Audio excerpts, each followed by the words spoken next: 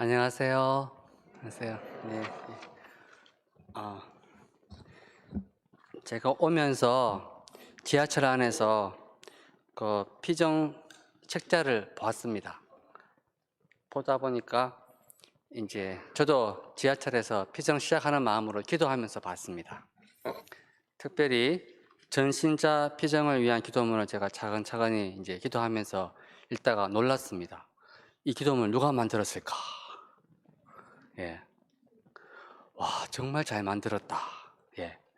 정말 뭐라 할까, 신학을 알고 있구나. 시간 전례와 또 이 피정에 딱 맞는, 무엇보다 정말 이렇게 이 신학적으로 맞아요. 논리적으로 탁탁 맞는 이야기였습니다. 그러니까 바로 이 목적이 뭐냐? 시작부터 보면은 이제 언제나 저희를 올바른 길로 이끌어 주시는 주님. 예. 그리고 그 다음에 당신 뜻에 따라 저희 일원동 본당의 교우들이 아버지의 모습을 닮아 거룩한 사람이 되고자. 이 목표입니다. 지금 피정의 목표가 아버지의 모습을 담는 겁니다. 지금 제일 중요한 겁니다. 그 다음에 아버지의 모습을 담는 게 거룩한 사람인 거예요. 사실은 그 다음부터는. 그리고 이제 피정을 합니다. 그러면 오늘 뭐 하느냐? 어떻게 아버지 모습을 닮을 수 있을까? 인자하신 주님, 피정을 준비하는 저희 마음 안에 사랑의 성령을 가득히 내려주시어. 와, 정말 이게 열쇠입니다. 성령입니다. 사실은 성령이 오늘 오셔야 됩니다. 아무리 말 잘해도 소용없습니다. 성령께서 오시는데 이미 오셨습니다. 안 오셨으면 여러분 여기 오시지도 않습니다. 사실은 저도 여기에 초대받아 왔지만 제가 노했으면 안 왔겠죠. 성령이 응답을 한 겁니다. 그 다음에 성령이 오시면 어떻게 되느냐? 저희 마음이 거룩함을 향한 열정으로 불타오르게 하시며. 이제 불타오르는 겁니다. 그냥 피장 마치고 나가면 변화가 있는 겁니다. 변화가 없으면 언젠가 있습니다. 언젠간 있습니다. 그러면 내적으로 쇄신되고 거듭날 수 있도록 인도해 주셔서 거듭납니다. 좀 삶이 새로워집니다. 조금 좋아지는 게 아니고 확 좋아집니다. 그냥 확. 성령께서 오시면 확 좋아집니다. 그런데 그 다음이 중요합니다. 이게 본론이죠. 둘이나 셋이 내 이름으로 모인 곳에는 나도 함께 있다고 약속하신 주님. 사실은 제가 하고 싶은 말 요 말입니다.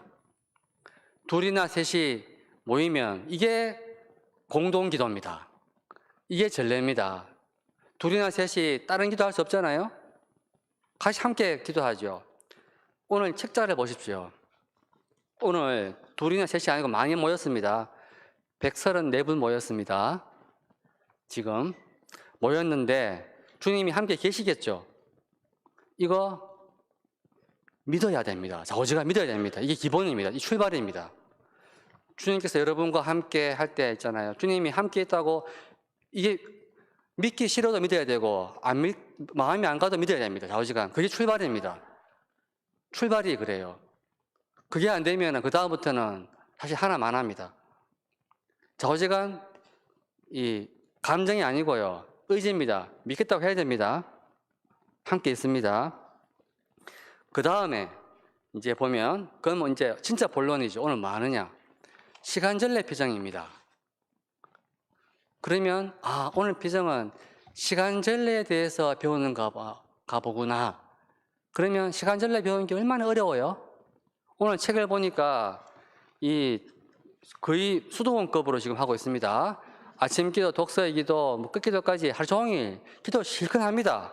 다른 갈 시간이 없어요, 지금. 그리고 그냥 기도하느냐? 노래로 합니다. 우리도 못한 노래 다 하고 있습니다, 지금. 그러니까 이걸 또 그냥 되느냐? 연습해야 되겠죠. 와, 성화되기가 얼마나 힘듭니까, 지금. 기도하는 게. 그런데 잘하든 못하든 오늘 무슨 기도를 했는지 몰라도 좌우지간 기도하는 가운데 주님이 함께 합니다. 왜? 둘이나 셋이 모였으니까. 중요합니다. 정말 중요한 겁니다.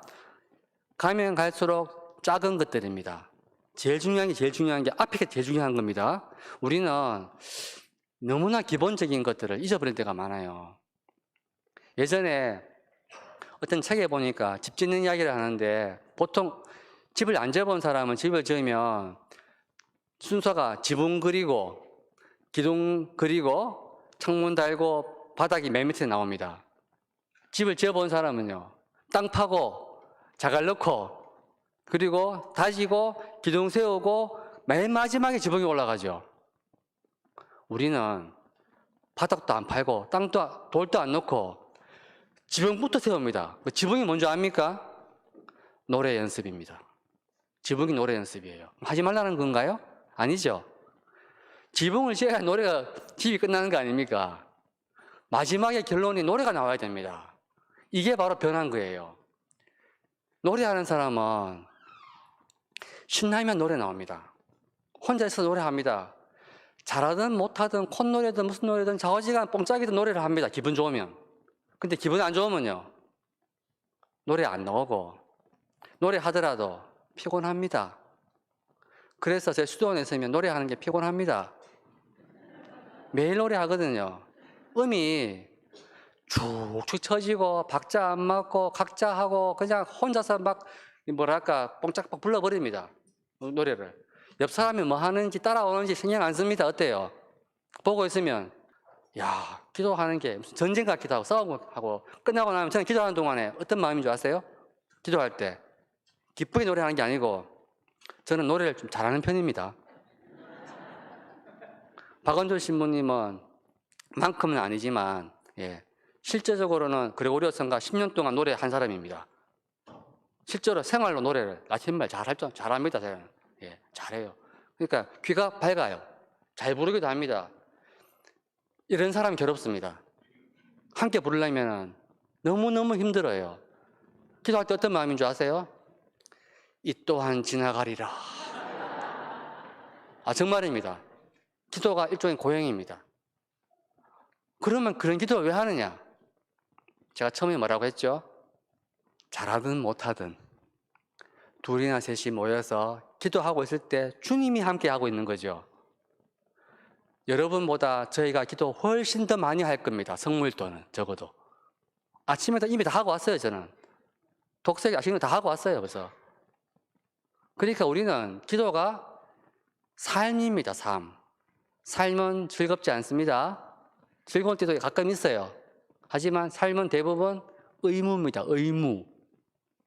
아침에 일어나고 애들 학교 보내고 밥하고 있잖아요. 뭐 여러 가지 세금 내고 뭐 일하는 거 의무로 하죠. 좋아서 합니까? 좋아서 하면 최고입니다. 안 좋아도 하잖아요. 기본이죠. 하다 보면 알게 됩니다. 삶은 어려웠지만 그래도 다 해냈다. 그리고 열심히 일하고 뭘 했기 때문에 지금의 여러분이 이렇게 있는 거죠. 저도 여기 와서 여러분에게 어떤 영적인 쇄신을 줄 수 있는 말씀을 드릴 수 있다면 사실은 그 내공은 수도원서 매일 기도하고 있기 때문입니다. 잘하든 못하든 어떤 마음이겠어요? 기도할 때 주님이 우리 가운데 계신다. 그리고 주님은 나를 통해서 저 사람 통해서 우리 가운데 우리를 통해 가지고 이렇게 이 기도를 통해서 점점점 성령을 불어넣어 주고 계신다. 때로는 산소호흡기 쓰는 것처럼 성령이 들어오기 힘들어요. 하지만 어떤 때는 힘들 때는 심호흡도 합니다. 어떤 때는 자연스럽게 자는데도 숨 쉬고 있잖아요. 늘 기도하고 있는 거죠, 사실은. 그래서 오늘 여러분이 시간절례 표정하는 이유는 오늘 하루 기도 열심히 하는 게 아닙니다. 와, 기도가 우리 신앙인의 숨이구나, 생명이구나. 잘하든 못하든 얼마를 하든 간에 좌우지간 기도가 우리 생명줄이구나. 요거를 마음속 깊이 깨닫게 하는 거. 요게 오늘 목표입니다. 제가 그것을 해주기 위해서 오늘 강의 주제를 성체성사와 바스카 신비로 정했습니다. 그리고 성체성사도 워낙 많이 이야기 들으니까 사람들은 또 이게 당연히 중요하죠. 이렇게 합니다.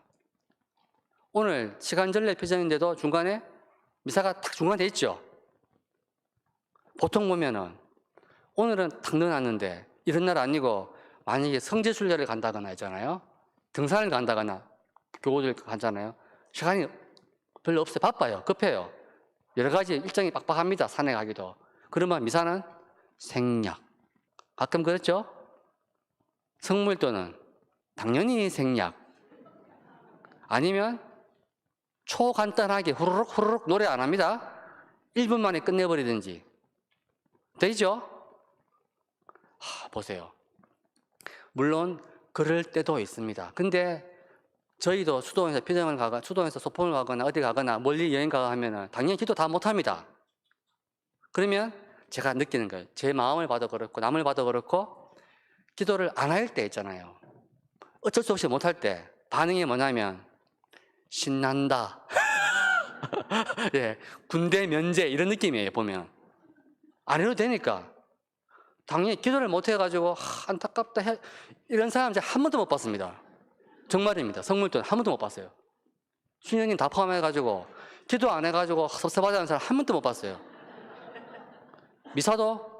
미사는 뭐 안 하면은 뭐랄까 싫지는 않지만 조금 찝찝해하는 사람 봤어요. 찝찝해하니까. 미사는 안 하면 찝찝해요 왠지. 자, 이런 거 보면은 늘 열심히 하지만 마음속에서는 이 가치를 모른다 이거죠. 그러니까 공부하기 싫어하는 애한테 부모가 계속 공부해라 학원비 주고 뭐 하면은 그래가지고 억지로 좋은 대학 가면은 그 아이가 그 고마움을 압니까? 그 공부가 자기한테 도움이 되는지 압니까?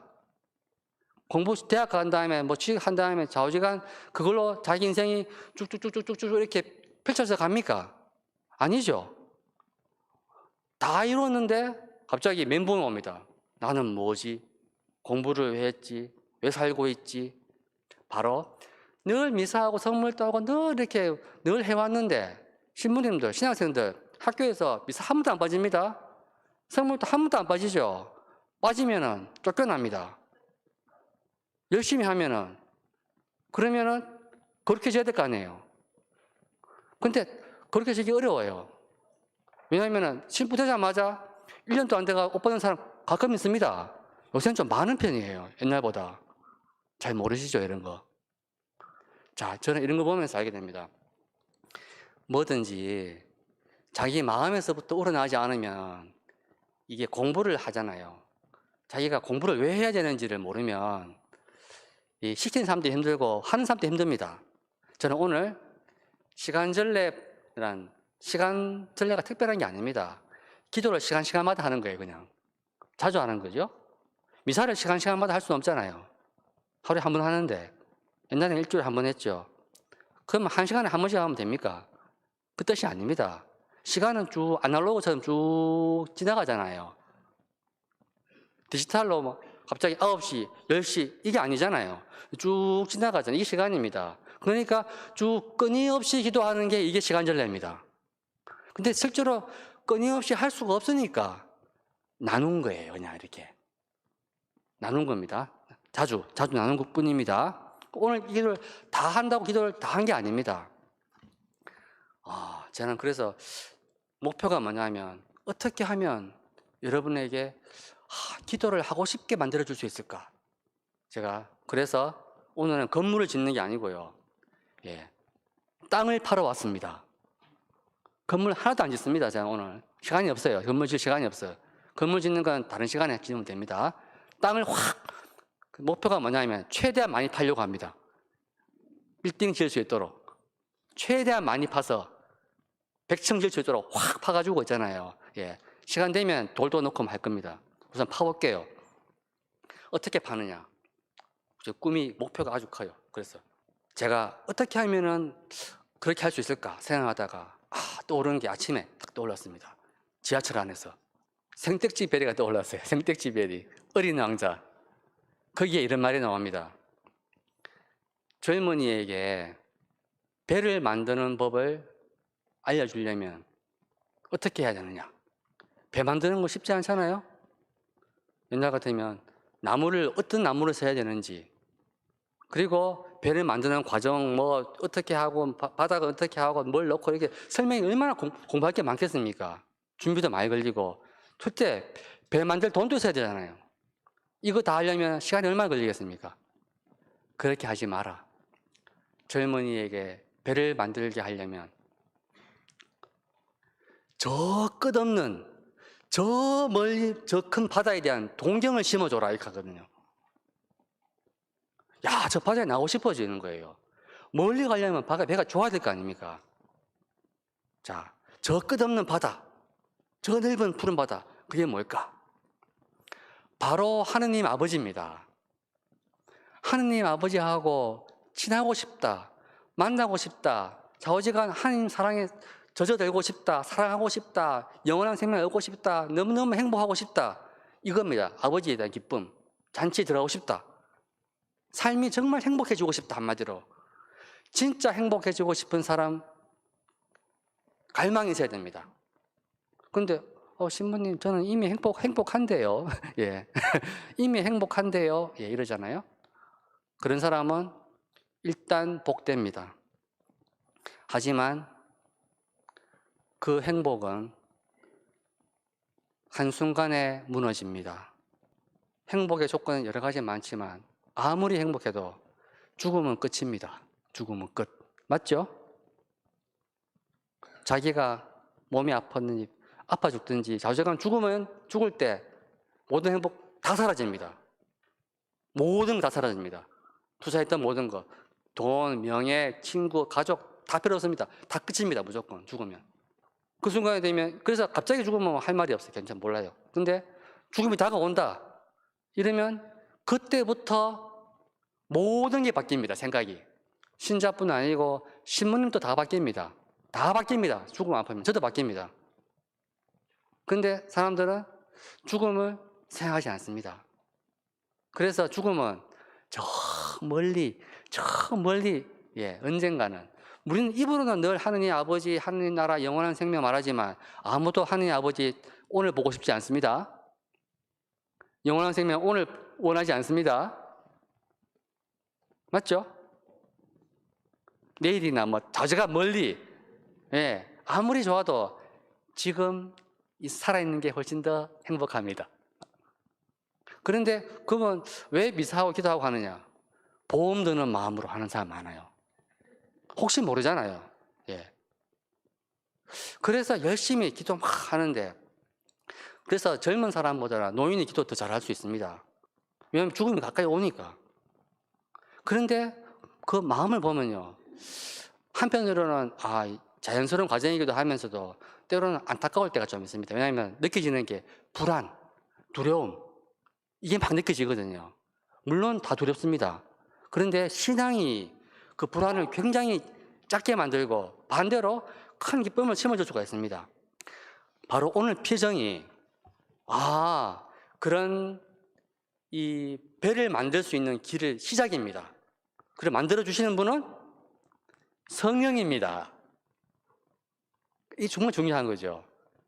가만히 있는데 그냥 와서 둘이나 셋이 모여서 기도하고 있는 동안에 성령께서 우리 안에 싹 들어와서 마치 산소가 내 폐로 들어오는 것처럼 들어와서 자동으로 숨을 쉬다가 처음에는 산소 끼고 있었는데 나중 되면 자는데도 숨 쉬고 있고, 저처럼 말 막 하는데도 숨 쉬고 있습니다. 지금 밥 먹으면서 숨 쉬고 있는 거죠. 그러니까 자동으로 기도가 자동으로 됩니다.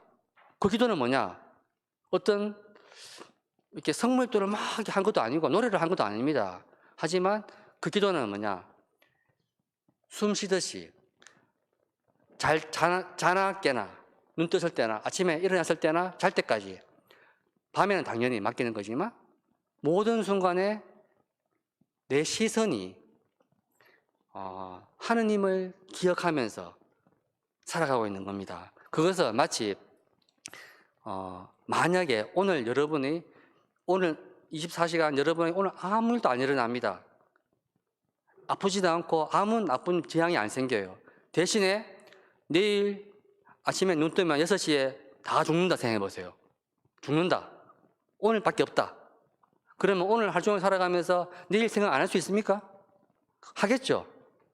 오늘 무슨 일을 하든, 밥을 먹든 기도를 하든 친구를 만나든 커피를 마시든 어떤 장에 갔는데 그 마트 직원이 한테 뭐 이렇게 뭐랄까 불친절하게 대했던 자 어떤 일이 일어나도 우리는 내일 죽는다는 생각에서 벗어나지 않겠죠. 그리고 그 죽음의 생각을 바탕에 두고 오늘 일 받는데 고소할까 있잖아요. 예. 아니면은 저기 땅 많이 올랐는데 가서 돈 빌려가 좀 땅 좀 살까 이런 생각 안 하겠죠. 내일 죽는데.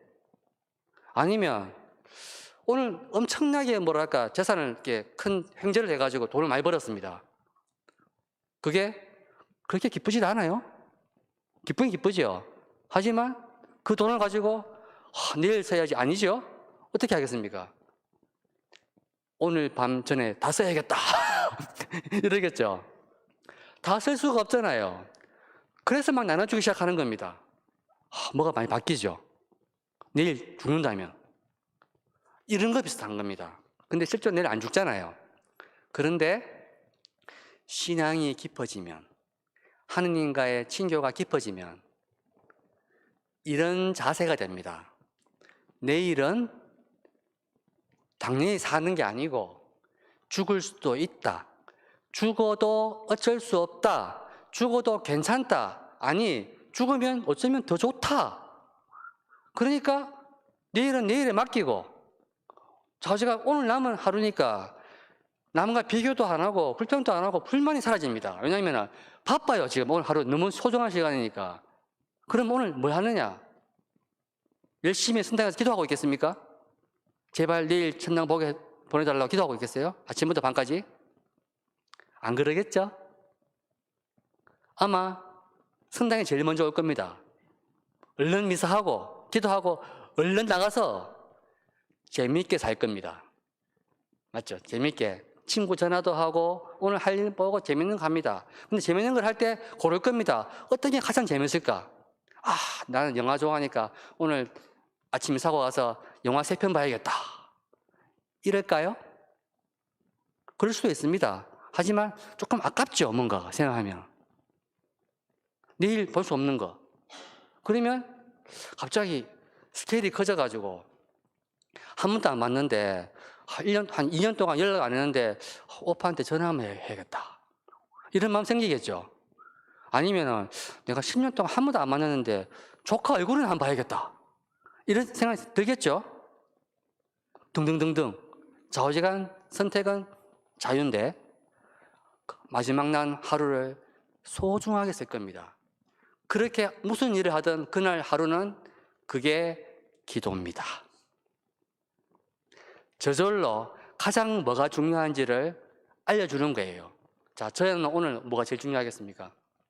여러분에게 복음을 전하는 게 제일 중요합니다, 오늘. 제가 굉장히 바빴어요.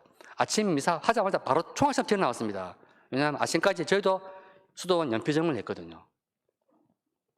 연표정하고 미사 강론도 하고 뭐 다 하고 뭐 바빴어요. 얘가 면담부터 저는 또 원장이라서 면담부터 되게 바빴어요. 근데 막 하고 이제 오늘은 일운동에 완전히 전부 다 내일 일은 내일에 맡기고 이제 온 겁니다. 그래서 제가 생각이 들었죠. 정말 신자분들에게 정말 이렇게 배를 만들 수 있도록 바다에 대한 어떤 갈망을 심어줘야겠다. 그 말은 하나님 아버지를 만나고 싶다. 예, 하나님 예수님을 사랑하고 싶다 해줘야겠다. 예, 그런 결심을 가지고 딱 오니까 섭리인지 다 제 눈에 본당에 올라오는데 다 그렇게 보입니다. 제가 한 30분 전에 왔거든요. 밑에 와서 올라오는데 딱 프랭카드에 보니까 제가 만들어 놓은 주제가 있더라고요. 우리의 바스카 양이신 그리스도. 촬영 한번 했습니다. 기본 흐뭇하게 촬영 한번 하고 올라오다 보니까 성당에 이제 양쪽 계단으로 올라오는데 양쪽에 조각품들이 있었어요. 보니까 여기 돌아온 탕아, 아버지인 줄 알았는데 엄마가 있더라고요. 예, 엄마가 이렇게 있고, 그렇지. 실제로 경험상으로는 아버지보다 엄마가 더 마음이 와닿죠. 예.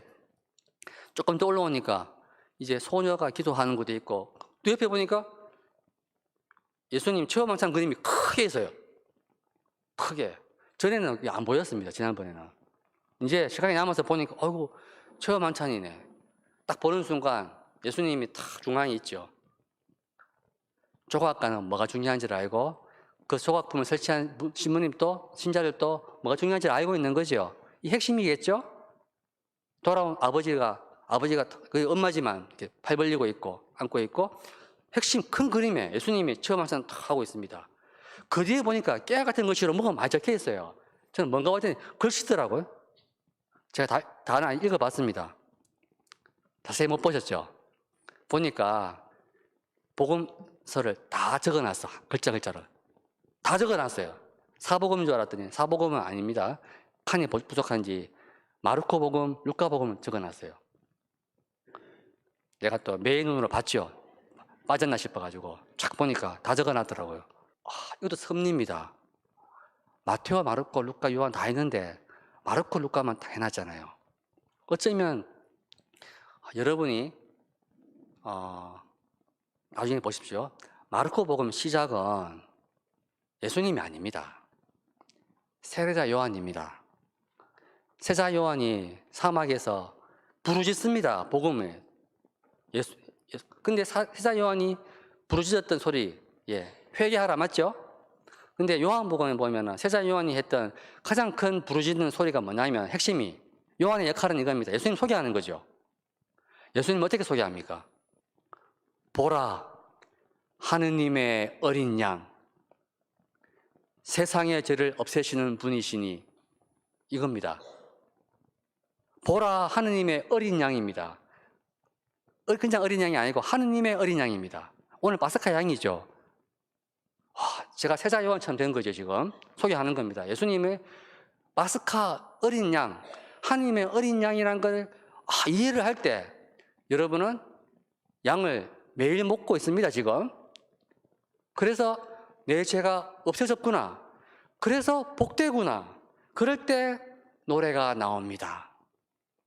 근데 이 과정이 안 되면은 노래가 안 나옵니다. 근데 머리는 알아요. 안 나옵니다. 애 낳고 아무리 잘해줘도 너희 엄마가 네 놓을 때 얼마나 고생했는지 아느냐, 아플 때 얼마나 네 할아버지 할머니 아버지 얼마나 돌봤는 줄 아느냐, 얼마나 울었는지 아느냐, 아무리 말해줘도 애가 뭡니까? 감동합니까? 감사합니까? 표정 보면 전혀 감동 감사 없어요. 언제 깨닫습니까? 나중에. 언제는 철들 때겠죠? 철들자마자 죽는다 이런 말이 있잖아요. 철들면 다행입니다. 철이 잘 안 들어요. 실제로는 가만히 있으면 드는 게 아닙니다. 근데 철드는 사람들은 보면 대개 다 불효자들입니다. 그리고 지은 죄가 많은 사람이거나 이게 신비입니다. 세상에는 아무도 죄 없는 사람 없습니다. 그러니까 성당에 오면은 항상 콧노래 부르고 즐거워야 되는 게 아닙니다. 성당에 오면 반대입니다. 성당에 오면 더 나쁜 게 더 많이 드러나. 시기, 질투, 교만, 탐욕, 오만이 다 보입니다. 저런 사람이 어떻게 신자가 됐지, 저런 사람이 어떻게 기도를 하고 있지, 저런 사람이 성찬을 모시지, 저런 사람이 어떻게 수녀님이지, 저런 사람이 어떻게 신부님이지 있잖아요. 이런 거. 저는 저런 사람이 어떻게 주교님이지. 솔직히입니다. 어떤 주교님 말하지 않겠습니다. 주교님, 한국 주교님인지 외국 주교님인지 말하지 않겠습니다. 많이 만나보면 알게 됩니다. 주교님 가운데도 나쁜 주교님도 있습니다. 당연하겠죠? 당연한 거 아닙니까? 근데 그런 생각 못 합니다, 사람들은. 그러니까 신부가 됐다고, 주교가 됐다고, 수도자가 됐다고, 세례를 받았다고 자동으로 성령 충만해지고 기뻐지고 하는 게 아닙니다. 의미를 모르면 안 되는데 하느님은 우리를 너무 사랑하셔가지고 자유를 주셨어요. 어떤 자유? 죄 지을 자유. 집 나갈 자유. 아버지 가슴에 못 박을 자유. 자, 못 박으라 한 겁니까? 아니죠. 자유가 가장 큰 사랑입니다. 제가 여러분을 너무 사랑하기 때문에 이런 말을 하는 겁니다, 지금. 여러분 무조건 기도 열심히 하라 이러면 안 되겠죠. 신학교에서 성인 신부님이 안 나오는 이유가 뭔지 아세요? 자유를 잘 안 줍니다. 항상 뭐랄까, 못하면 쫓아내려고 이렇게 하니까. 제가 서울신학교 말하는 건 아닙니다. 가보지 않았어요, 저는. 일반적인 걸 말합니다. 그러니까 여러분 주변에 기도 잘 안 하고 신자 같지 않은 사람 용서하십시오. 그냥 봐주십시오. 때가 있을 겁니다. 언젠가는. 끝까지 사랑해주면 됩니다. 그런 사랑이 사람을 변화시킵니다. 미사 때 올 때마다 예수님이 미사를 거행할 때마다 예수님이 발 벌리고 우리 초대하는데 온 사람들 자격 있는 사람 한 명도 없습니다. 사실은 성사 받다고 자격이 있는 게 아닙니다. 그런데 주님은 아무나 들어오라 그러고 아무에게나 세례 줍니다. 아무에게나 그냥 뭡니까? 다시는 안 그럴게요. 이러면은 오케이 하고 이제 됩니다. 다음에 또 그렇게 합니다. 또 그렇게 하는지 수백 번, 수천 번 하는데도 또 합니다. 이러면 바보 아닙니까? 사랑하면 바보가 됩니다. 왜 바보가 되느냐? 사랑하면 끝없이 희망합니다. 끝없이 기회를 줍니다. 끝없이 줍니다. 그러나 중요한 게 끝없이가 안 됩니다. 끝이 있습니다. 언제 끝이겠습니까? 죽으면 끝입니다. 죽을 때까지는 하지만 그 다음부터는 자동으로 갑니다. 그러니까 죽을 때 방향이 하늘 쪽이 아니고 빗나가 있으면 영원히 빗나가 버립니다. 그냥 하느님 바라보고 있으면 내가 얼만큼 왔는지 모르지만 기도하는 중에 점점 다가가 있습니다. 이게 중요합니다. 중요한 방향입니다. 중요한 방향. 숨을 얼마나 마셔야 되는 게 아닙니다. 숨을 제대로 쉬어야 되거든요. 이것도 필요하죠. 그래서 성령께서 오시면 결론이 뭐냐면 오늘 피정 기도문 마지막인데 그리하여 저희가 소리를 모아 주님께 새로운 노래를 불러드리며 거룩하신 아버지를 찬미하고 영원한 천상장치를 향해 한마음이 되어 나아갈 수 있도록 저희 모두를 지켜주시고 축복하여 주소서. 새로운 노래를 부르게 됩니다. 그 새로운 노래를 부른 모습이 바로 미사의 모습이고 하늘의 천사들이 새로운 노래를 늘 부르고 있습니다. 자, 노래 주제가 뭐겠습니까?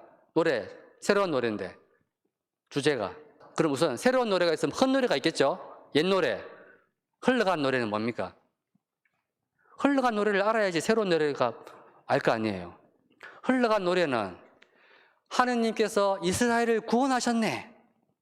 우리 백성을 구원하셨네. 저 이방인들은 다 쳐보셨네. 우리는 이스라엘 백성이니까 운 좋다.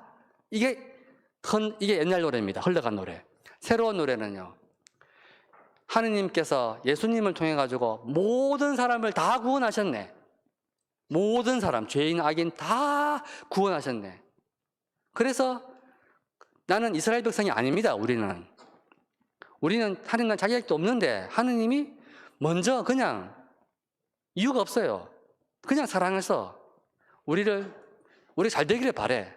꼭 부모가 자식에게 바라는 마음이죠. 그 구원하셨네. 깨달으면 뭡니까? 와, 내가 하나님 자녀구나. 그냥 하나님께 주세요 하면은 주시는 거구나. 청하면 주시는구나. 그냥 우리가 할 거는 잔치에 와서 먹고 마시면서 감사합니다, 감사합니다. 먹고 마시면서 너도 많이 먹어라, 많이 먹어라.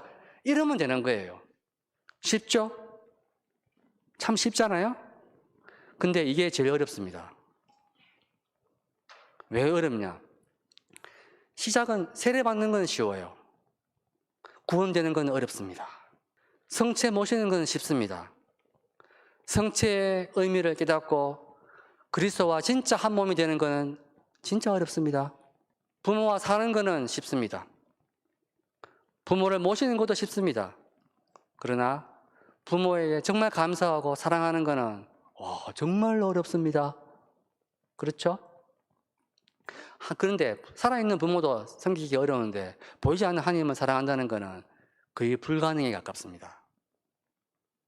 근데 불가능한데 가능하게 되는 길이 있습니다. 성령이 오시면 가능합니다.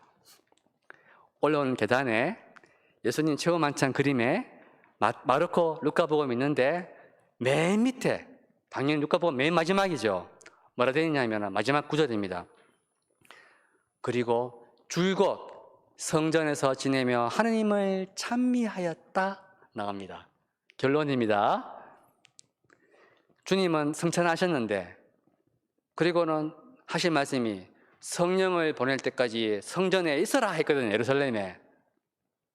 있으면서 기도하다 보니까 성령이 내려왔죠. 내려와서 어떻게 됩니까? 베드로부터 해서 자동으로 튀어나가가지고 복음 전하잖아요. 바뀌죠. 그것처럼 성령이 그분이 오셨다 이런 건 아닙니다. 예, 성령이 오시면 변화가 시작됩니다. 성령은 갑자기 핑 돌면서 막 오는 게 아니고요. 마치 엘리야가 하나님의 산 호렙에서, 동굴에서 숨어 있을 때 천둥 번개 치고 지진 나오고 바람 소리 확 할 때는 하나님 몰라보다가 동굴 어귀에서 조용하고 부드러운 바람 소리가 슉 납니다. 소리가, 조용한 소리가 하든지 뭔지 모르겠어요. 아버지가 마음에 조용한 소리가 났을 때 하나님 나를 부르시는구나 느끼고 동굴 밖으로 나옵니다. 나와서 주님의 목소리를 듣습니다. 그것처럼 성령께서는 조용하게 옵니다. 여러분 마음속에 조용하게 와요.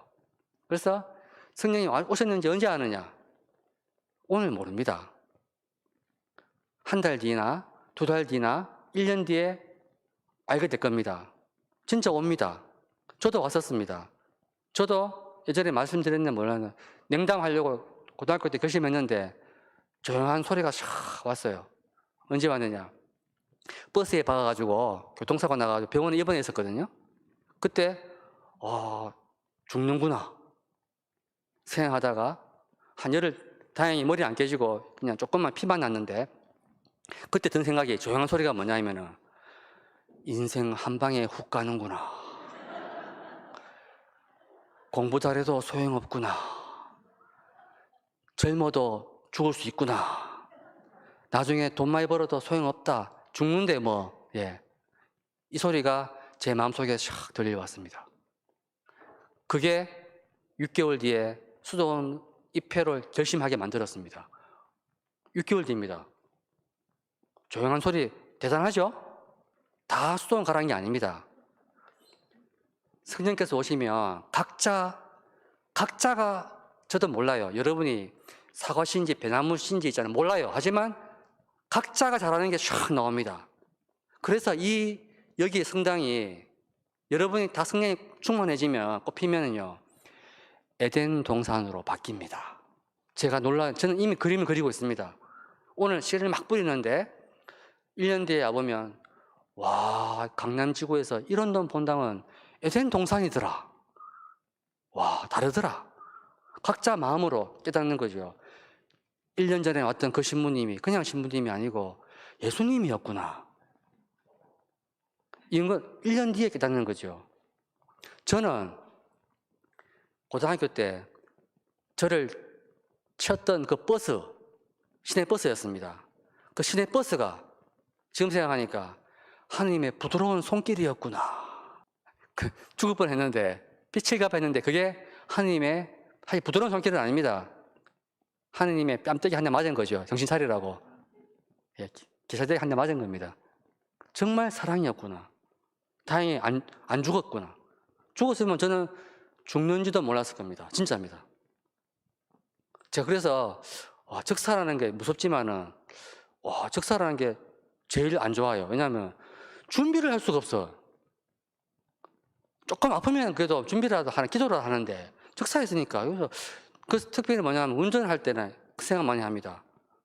야, 운전할 때는 이제 곧 하나님께 갈 수도 있는 상황이니까 많이 긴장하지는 않습니다. 하지만은 그런 마음으로 마음은 죽음을 생각할 때 오늘 제가 과거 걱정 안 하고 후회 안 하고 내일 모레나 너무 큰 일 때문에 걱정하지 않고 오늘에 충실할 수가 있습니다.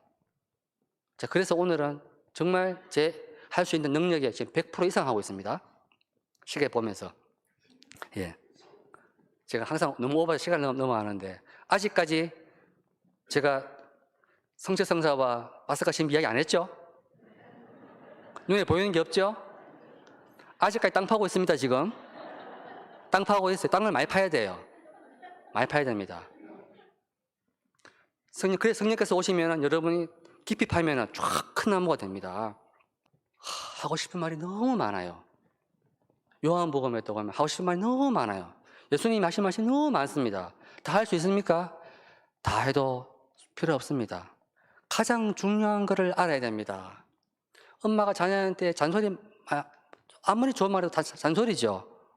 하고 싶은 말은 하나밖에 없습니다. 자녀에게 하고 싶은 말은 사랑한다잖아요.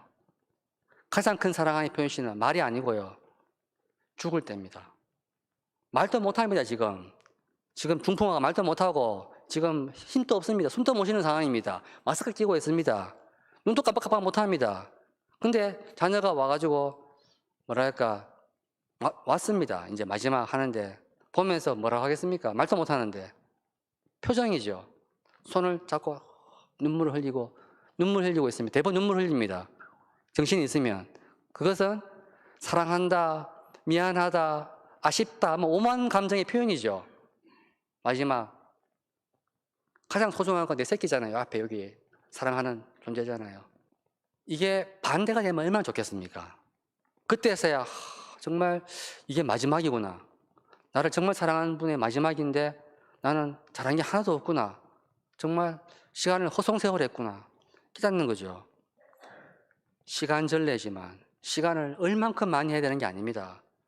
지금 이 순간이 중요합니다. 매 순간순간 시간 속에 시간이 선물입니다. 이게 인생입니다. 그 시간을 기도를 해야 되는 건데 기도를 하라고 시계 보면서 구시경 해, 낮기도 해, 꺾기도 해, 했냐 안 했냐 이렇게 해가지고는 안 됩니다. 그럼 어떻게 끝이 없이 손을 잡고 있든지 엄마 사랑해, 아빠 사랑해, 예, 고마워, 미안해, 그리고 옛날에 했던 거 돈 빌려가는 건 안 갚아서 미안해, 뭐 있잖아요. 예, 등등등등 거짓말 했던 거 미안해, 예, 뭐 엄마 말 안 듣는 거 미안해. 어때요? 미안해 하는 것이 죄책감이 아니고 그게 바로 사랑해 다른 말이죠. 사실은 하나님 사랑한다는 표현이 이렇습니다. 나는 죄인입니다. 이게 사랑한다는 표현입니다. 찬미한다는 표현이. 근데 자기가 죄를 지은 적이 없어. 내가 뭘 하는 게 몰라. 내가 받은 은혜가 뭔지는 몰라. 이게 주신 선물이 감사하지도 않은데 어떻게 이게 나오겠습니까? 그래서 우리가 바라는 거 돈 좋아하고 건강 좋아하고 미모 좋아하고 뭐 여러 가지 권력도 다 좋아하잖아요. 감도 좋아하잖아요. 하지만 가장 큰 선물은 영원한 생명입니다. 죽음을 넘어가는 선물입니다. 그래서 죽음도 두려워하지 않는다면 얼마나 행복합니까? 그렇죠? 근데 예수님은 우리에게 이 선물을 주려고 너무나 일생 동안 신났습니다. 마음이 기뻤어요. 선물 줄 마음으로. 그리고 사실은 예수님 사람이 되기 전부터 하늘에 계실 때부터 인간을 보면서 이 선물을 주고 싶어 했습니다. 그런데 당신이 계획을 세웠어요. 아무리 하느님과 우리는 대화가 안 됩니다. 첫째, 언어가 달라요. 하느님 언어는 어떤 나라 말입니까? 뭐 모르죠, 하느님은. 하여튼 하느님은 너무나 다른 차원의 존재, 어마어마한 존재이기 때문에 우리랑 소통이 안 되는 겁니다, 이거는. 그런데 하느님이 우리를 사랑한다고 어떻게 전달할 수 있겠습니까? 마치 엄마가 자기 뱃속에 있는 태아를 사랑합니다. 근데 1개월짜리예요. 사랑한다고 말하면 애가 알아듣습니까? 기다려야죠. 태어날 때까지. 태어나면 사랑한다고 말하면 알아듣습니까? 키워야지 알아들을 때까지. 그럼 말 좀 되면은 알아듣습니까? 엄마 싫어 이러잖아요. 나중에 다 크면은 다 알아듣는데 보면 알아듣는 게 아니에요. 엄마 효도해야 하는 거 맞는데 왜 날 낳았냐고. 이렇죠? 하느님은 우주 시작 전부터 우리를 사랑하셨습니다. 엄마는 아이를 낳기 전부터 임신하기 전부터 사랑합니다. 없는데 이미 사랑하고 있어. 사랑하면 준비되어 있어. 생기면 사랑하고 계속 사랑하죠. 그리고 애를 놓는 순간부터 애를 위해서 내 목숨도 바치잖아요. 목숨이 2개면 2개 다 바치고 싶어요. 그런 사랑은 어디서 나왔을까? 우리가 하나님을 본 적은 없지만 바로 이런 걸 생각하면은 우리 인간 안에, 양심 안에, 마음 안에 이 하나님의 사랑, 이 역사를 넘어가는, 인생을 넘어가는 뭔가 영원한 뭔가가, 갈망이나 사랑이나 뭐 이런 게 있는 거죠. 이거는 뭐 있잖아요. 그 바탕 위에서 어느 순간 이스라엘 2000년 전에 예수님이 탁 등장했어요. 근데 등장할 때 그 이스라엘 당시 상황은 식민지였습니다. 로마군들이 쳐들어와가지고 식민지 하면서 세금 걷고 세리들한테 세금 권한을 줘가지고 그 뭐 일원동에 너가 내 몫이니까 이제 니는 내한테 그 한 달에 내한테 10억 아니 한 달에 1,000억만 내라. 1,000억만. 그러면 나머지는 세금은 네가 알아서 걷어라. 뭐 부가세를 내든 아니면 무슨 세를 내든 네 마음대로 해라. 이게 세리입니다. 세리. 세리가 계약을 맺었어요. 로마 군인하고. 이 세리는 뭐냐면은 자기만 세금을 많이 붙이면 1,000억 아니라 2,000억, 3,000억도 벌 수 있겠죠. 이스라엘 사람들은 세리를 더 미워했습니다. 그래서 그런 세금도 많고, 그리고 메시아를 기다리는데 메시아가 안 와요. 하나님은 성경책 아무리 읽어도 하나님 우리 안 도와줘. 축복을 안 해줘. 성경책에 보면 메시아 온다는데 안 와. 기도를 아무리 해도 안 와. 안 오는 이유, 이스라엘이 회개를 안 했거든요. 회개를 왜 안 했냐? 나는 회개했는데, 나는 바리사이 회개 열심히 했어요. 근데 안 하는 인간들이 있어. 창녀들 보니까 회개할 마음이 없어. 그러니까 동네에서 창녀와 세리를 싹 쓸어내고, 또 열심히 게으른 사람들 다 끌어내가지고 회당에 와서 기도하게 만들고, 그렇게 해야지 메시아가 오리라고 기대를 했습니다. 그런데 세자 요한이 와서 복음을 이제 회개하라 그러니까 사람들은 이제 메시아가 오는가 보다. 빨리 회개하자. 지금 빨리 회개하면 메시아가 오니까. 근데 열심히 하는데 예수님과 예수님 제자들도 그런 사람들 같았어. 근데 예수님은 좀 달랐어요. 갑자기 세자 요한이 보라 하느님의 어린 양 이러거든요. 그 다음부터 요한은 죽었습니다. 요한 바톤 터치한 다음에 예수님이 요한처럼 이제 예언자처럼 막 하니까 사람들은 저분이 메시아인가 보다. 저분이 이제 다음을 하는가 보다 기대를 했습니다. 그런데 하는 말을 들어보니까 율법도 모르는 무식한 사람이야. 정결례 안 어기고 안식일법도 어기고, 또 하는 행동 보면은 맨날 죄 짓고 있습니다. 율법에 하지 말라는 것 맨날 하고 있습니다. 부정한 짓, 병자도 만지고 있고 이방인 집에 들어가고 밥도 먹고, 이거는 반역 중에 반역입니다. 이거는. 그래서 하지만 돌로 때려 죽여야 돼. 마땅한데 못 죽입니다.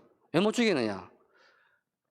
병을 치유하고 또 병 치유받았던 사람들이 저분이 메시아다. 내 눈을 뜨게 했다. 내 병을 낫게 했다. 어떻게 저분이 메시아가 아닐 수가 있느냐? 그러니까 한마디로 정치력이 셌어요. 정치력.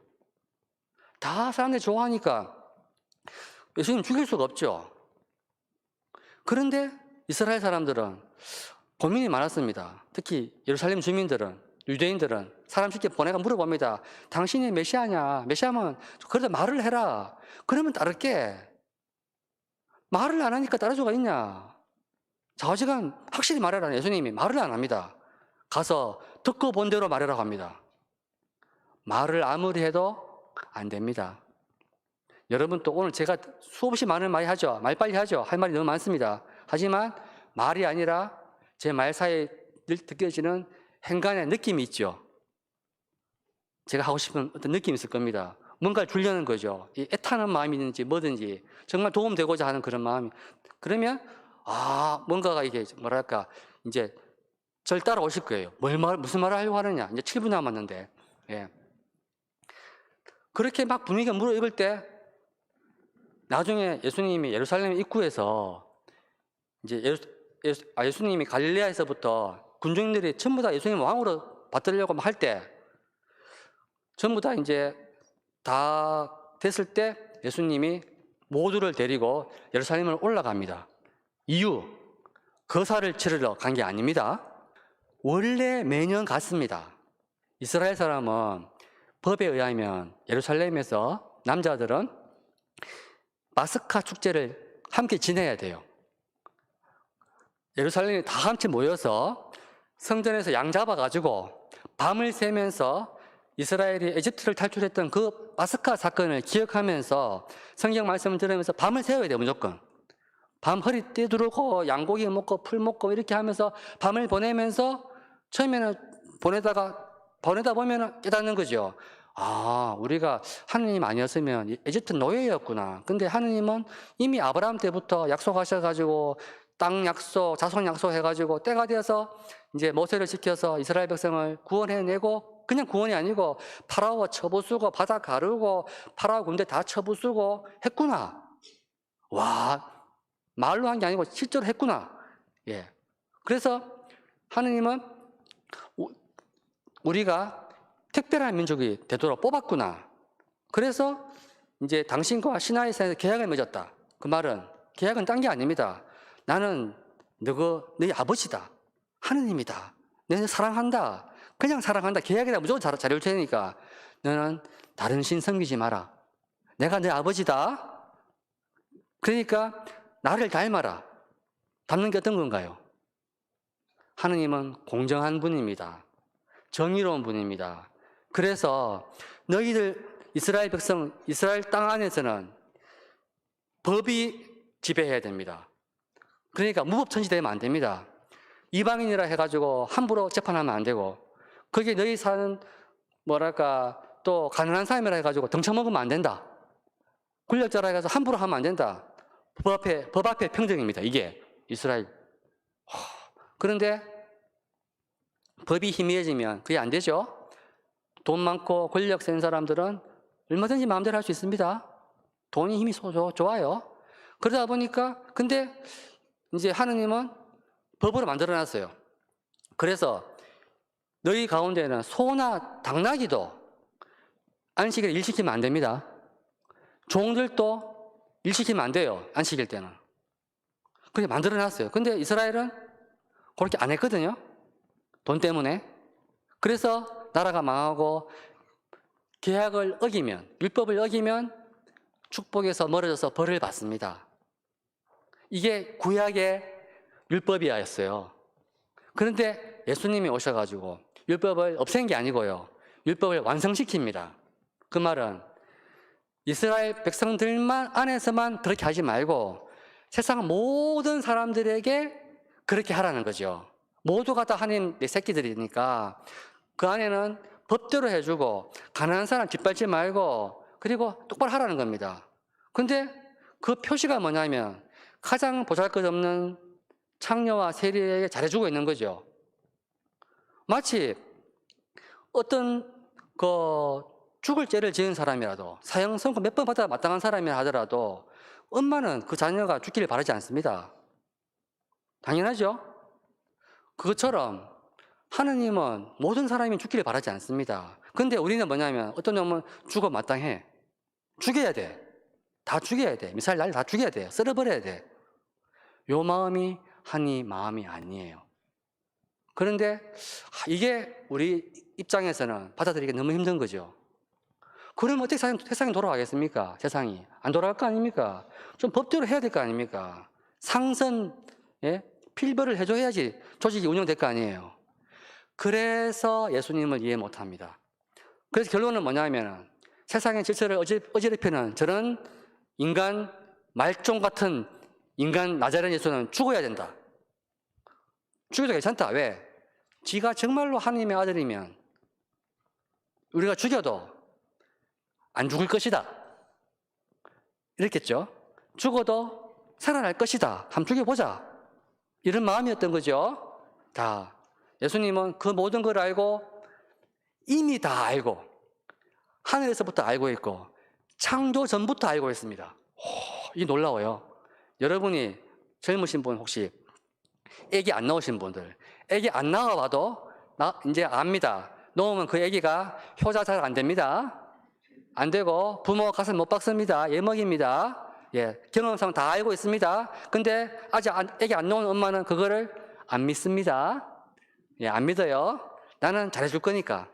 예, 생각도 못 합니다. 하지만 사랑으로 놓습니다. 사랑으로 죽을 고생합니다. 사랑으로 죽습니다. 이게 예수님의 삶입니다. 근데 예수님은 알고 죽었어요. 왜? 내가 죽거들랑 죽고 나면 너희가 깨달을 것이다 이거예요. 왜? 죽고 나면 너희가 나를 죽이고 난 다음에 죽였지만 사실은 너희가 날 죽인 게 아니고 내가 내 목숨을 내놓은 것이다 이 말을 하는 거예요.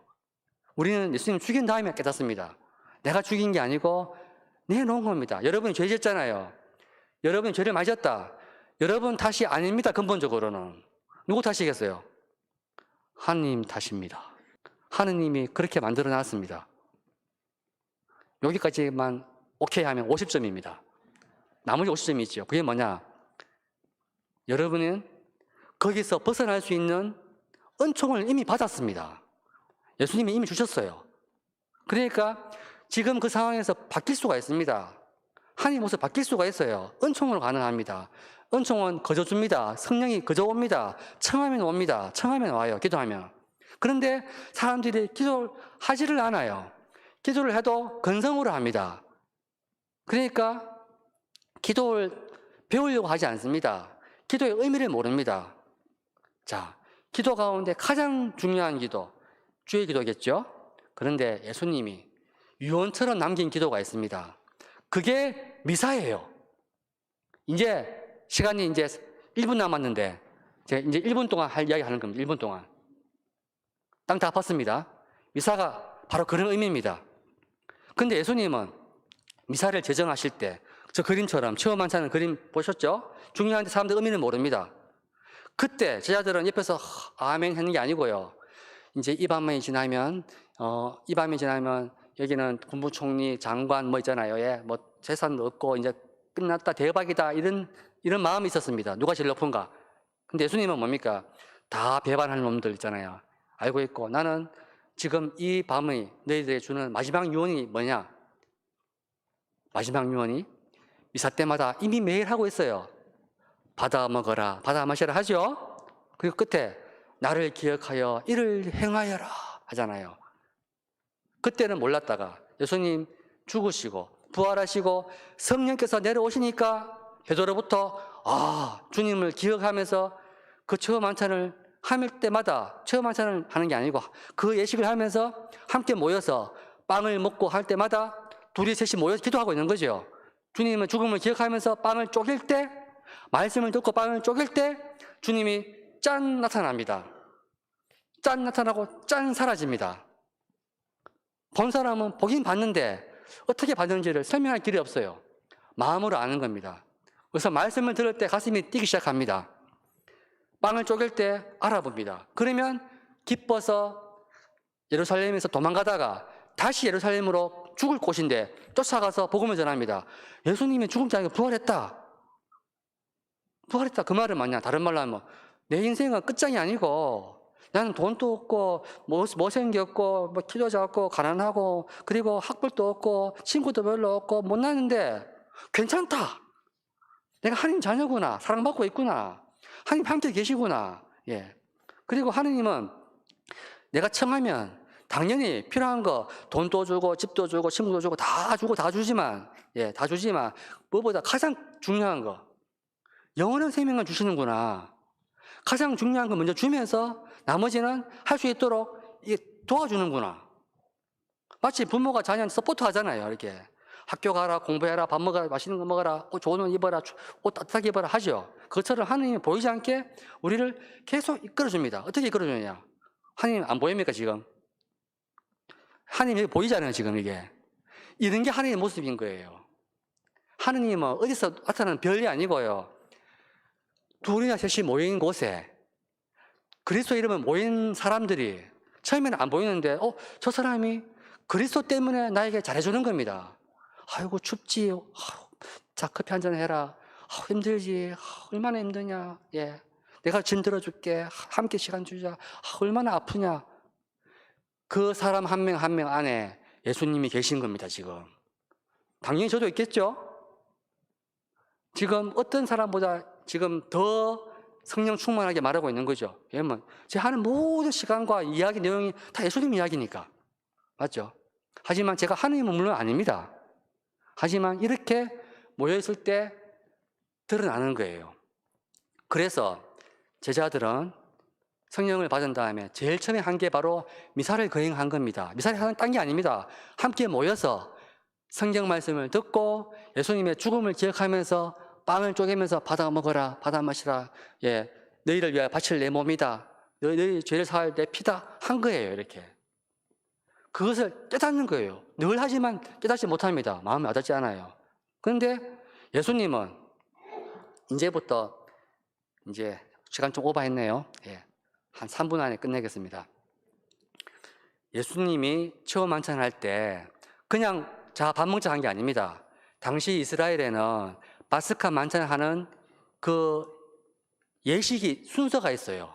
그것을 핫가다 예식이라 합니다. 전문 용어로. 집에 가셔가 혹시 인터넷 검색하면 나옵니다. 핫가다. 이스라엘이 파스카 만찬 하는 방식 예식인데 이스라엘 이제 그냥 하는 게 밤을 보내는데 너무 밤을 보내면 어려우니까 순서를 1부, 2부, 3부, 4부 나눠놨어요.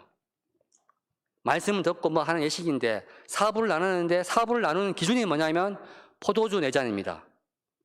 이거 암기하십시오. 포도주 4잔입니다. 포도주 4잔을 꼭 마셔야 돼요. 안 마시면 안 돼요. 반드시 마셔야지 됩니다. 그래서 예식 순서가 뭐냐면 다 모이면은 밤에 모이면 첫 번째 다 모이면 시작 기도를 합니다. 축복 기도. 밥 먹기 전에 시작 기도 하면서 시작 기도 하고 나면은 포도주 한 잔 마십니다. 마셔요. 첫째 마셨습니다. 그 다음에는 다 앉아요. 자, 앉아요. 그리고 다음에는 하는 이야기가 뭐냐면 제일 먼저 쓴나물을 먹습니다. 우리 샐러드 먹는 거 한 가지입니다. 근데 샐러드니까 쓴나물을 먹어요. 왜 먹느냐? 에집트 노예 생활의 쓰라림을 기억하려고. 우리는 노예였다. 예, 먹는 거 험한 그런 거 강냉이 죽 먹는 겁니다. 지금 예, 먹어요. 쓴나물 먹고 입이 쓰지요. 쓸 때 앉아가지고 듣는 독서가 이제 에집트 탈출할 때 고생했던 이야기, 파라오 박해하고 이런 이야기 듣습니다. 그러면 와 정말 우리는 비참했네. 예, 참 비참했구나. 예, 듣다 보니까 하느님께서 이 파라오와 싸우고 재앙을 일으키고 막 나오죠. 그러면 비록 노예였지만 하느님 우리 편으로 싸우고 있네. 희망이 생기죠. 그때 이제 기쁘니까 우리가 화답송 하듯이 시편 113편에서 115편을 듣습니다. 113에서 115인데 그 내용이 뭐냐면은 이스라엘이 에집트를 떠나서 올제 이야기입니다. 그 이야기가 나와요. 그래서 떠나서 올제 하느님이 어떻게 했는지 들으면 바로 알렐루야 되는 거죠. 참여하라. 그래서 요거를 가르쳐서 소알렐루야라고 합니다. 시편이. 정해져 있어요. 항상 그거 합니다. 항상. 그래서 딱 맞는 내용이죠. 그러면 이미 기쁨이 올라가죠. 올라갈 때 두 번째 포도주 잔을 마십니다. 그러면 술은 기쁨의 잔입니다. 마셨습니다. 그러고 나면 이제 3부에 들어갑니다. 이제 어린 양고기 먹고 누르간든 빵을 먹어요. 둘 다 에집트를 탈출하던 그 밤을 상징합니다. 그 밤에 양의 피를 바른 이스라엘 집은 장자가 살았죠. 그리고 또 누룩이 발효될 시간이 없었기 때문에 발효를 안 시켰기 때문에 누룩 않는 빵을 먹었죠. 급한 상황이잖아요. 급하게 이제 먹는다는 말은 이제 홍해를 건너는 겁니다. 탈출하는 거죠. 그러니까 진짜 건너가니까 신나는 거죠. 이제 신납니다. 그래서 그거 먹으면서 세 번째 잔을 들고 마십니다. 그러면 기분 좋죠, 지금? 영화로 말하면은 지금 절정인 겁니다, 절정. 해피의 절정으로 막 나갑니다. 잔을 세 번째 마셨습니다. 마시고 딱 내려놓으면은 그 다음에 이제 마지막으로 이제 끝기도를 합니다. 이제 마시고 나니까 홍해를 건넜죠? 건너고 나면 이스라엘 백성들은 너무너무 이제 홍해가 덮이고 파라오는 못 쫓아오고 우리는 이제 노예가 아닙니다. 살아났잖아요. 이제 노예 아니죠. 완전 탈출이죠. 그때 이스라엘 참석한 사람들은 너무 기뻐서 시편 116편에서 8편까지를 부릅니다. 그게 바로 대할렐루야입니다. 그 대할렐루야는 내용이 뭐냐? 주님께 감사하라 그 좋으신 분을, 영원도 하시어라 그 사랑이여, 노래하면서 거기에 보면 우리 주일 때, 부활 때 자주 듣는 시편이 있습니다. 집 짓는 사람들이 버리는 돌이 모퉁이 돌이 되었네. 그리고 이날은 주님께서 마련하신 날, 이날을 기뻐하자, 춤들을 추자. 예, 춤들을 추자, 이런 내용입니다. 다 기뻐하는 내용입니다. 이제 대박 난 거죠. 그 시편 맨 마지막에 가면 내용이 주님께 감사하라 그 좋으신 분을, 끝입니다. 자, 바로 파스카 체험을 잘하면 끝에 가면 주님께 감사하라 노래가 나오는 거죠. 밤을 잘 보내면 끝에 가면 나오는 겁니다. 근데 예수님이 처음 만찬할 때는 아무도 노래를 안 불렀냐? 다 불렀어요. 근데 기대가 뭐냐면 예수님이 체험 만찬을 끝내고 나면은 밖에 나가서 메시아이시니까 칼 뽑고 자 나를 따르라, 로마군 쳐부셔라, 저 이제 우리는 하나님이 우리를 구원한다, 이렇게 할 거라고 믿었습니다. 모두가 다 믿었어요. 근데 예수님은 정작 나가면서 어떻게 합니까? 나가면서 잡혀가고 재판받고 죽죠. 도저히 이해가 안 되는 거죠, 이 상황이. 근데 이해되는 상황이 됩니다. 여러분, 이제 숙제입니다. 집에 가셔가지고 예수님 순환사 한번 보십시오. 보시면 예수님도 똑같이 파스카 만찬처럼 했을 겁니다. 원래 이렇게 해야 됩니다, 그렇게. 근데 재밌는 거는 예수님이 포도주잔을 4번 마셨습니까? 안 나오죠? 그냥 한 번만 나오죠, 한 번. 정확한 자료가 없어요. 하지만 한 번은 아닙니다. 분명히 4번 마셨을 거예요. 그런데 복음사가가 적을 때 보면은 4번이 아닙니다. 중요한 게 마지막 잔을 안 마셨어요. 왜? 누가복음 끝에 보면 이런 나옵니다. 그들은 분명히 예수님이 예수님이 자 식사를 하시고 양을 먹고 다 한 다음에 잔을 들고 자 마셔라, 3번째 잔을 줬어요. 이 3번째 잔입니다. 준 다음에 그 다음에 순서가 뭡니까?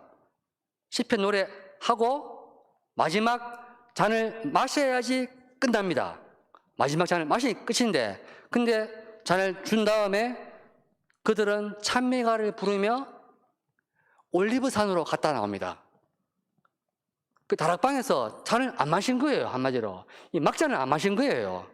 갔어요. 간 다음에 예수님이 겟세마네에서 뭐 합니까? 기도하고 있죠.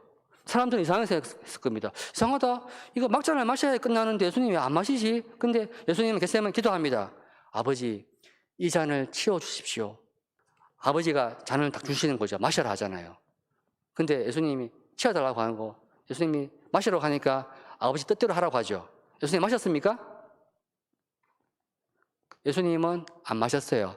그냥 뜻대로 하라고 했잖아요. 근데 뜻이 이루어져 갑니다. 잡혀가죠. 재판받습니다. 십자가에 올라갑니다. 십자가에 달려있을 때